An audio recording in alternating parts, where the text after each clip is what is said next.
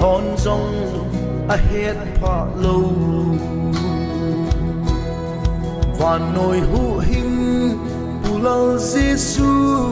ken ka he tai Leiset Miching Mihlal te zing in zong anei zo lâu mi nồi nung be ken ka nei tai kalal Giêsu van nồi mi ten ei em po về ken zong ama ho ka eng pui a het pha lâu chu kin ka hen anei zo lâu chu ka nei ta leile vana man som lu kalal nun nem chu ka nei ta sei choi lenge sa choi lenge ta dam sung in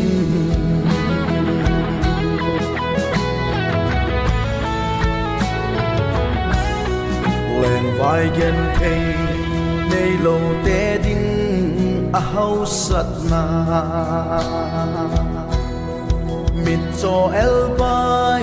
na kong chat mo te dia dam na nu le pa nei lo te dia zong an nu le pa hi jing jeng thei mei thai pa gong te ding a zong ki lung mon na van nồi mi ten ei em po về ken zong ama ho ka eng pui a het pha lo chu kin ka hen a nei zo lo chu ka nei ta leile vana man som lu kalal nun nem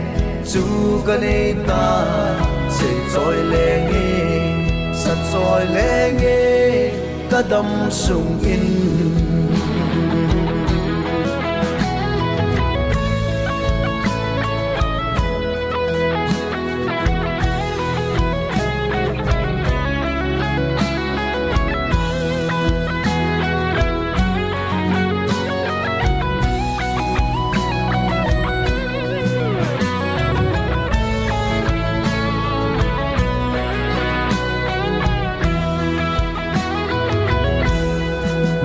hel pul do tho te dia zong pul do ba na kap le mau te dia ki pa na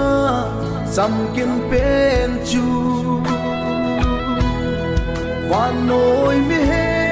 ma sang a chan a het thei lo a nei zo lo kalal Giêsu chu kin ka hen kin ka nei ta